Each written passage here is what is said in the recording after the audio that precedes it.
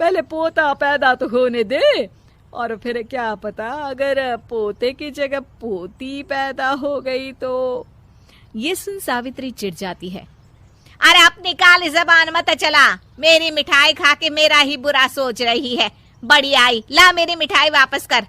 देख लेना इस बार मेरे यहाँ पोता पैदा होगा, पोता। लेकिन ठीक इसका उल्टा होता है। सावित्री की छोटी बहू भी एक लड़की को जन्म देती है। सावित्री फिर से रोना धोना शुरू कर देती है और अपनी छोटी बहू को कोसते हुए भला बुरा कहने लगती है। देखते ही देखते ये सावित्री की रोज की आदत हो जाती है।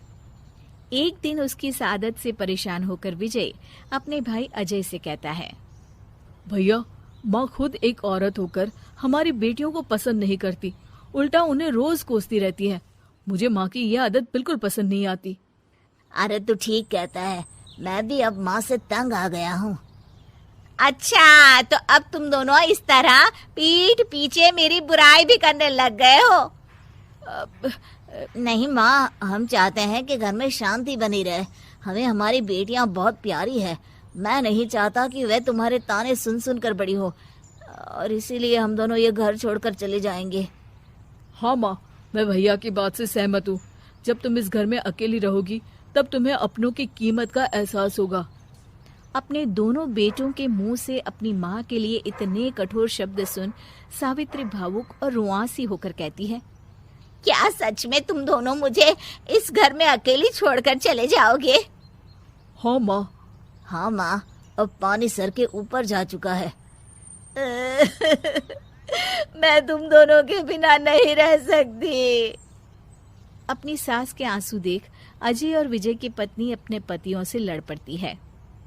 अरे जिसे जाना है वो जाए, मैं माँ जी को छोड़कर कहीं नहीं जाने वाली। भाभी, आप ये क्या कह रही हैं? वही जो तुम सुन रहे हो, दीदी बिल्कुल सही कह रही है। हम बेटियों के संस्कार हमें सिखाते हैं कि सास माँ समान नहीं बल्कि माँ ही होती है, और उस माँ की जिंदगी भर सेवा की जाती है। बेटे अपना फर्ज भूल सकते हैं, लेकिन बेटियां नहीं। आप दोनों शौक से जा सकते हैं। माँ जी, हम दोनों के रहते आपको किसी बात की फिक्र करने की जरूरत नहीं।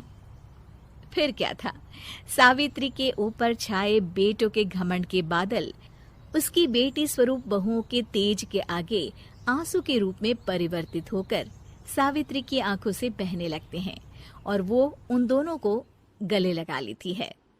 मैं जिंदगी भर बेटियों को कोसती रही, लेकिन आज तुम दोनों को देख मुझे समझ आ गया कि बड़े अभागे होते हैं वो लोग जिनके घर बेटियां नहीं होती।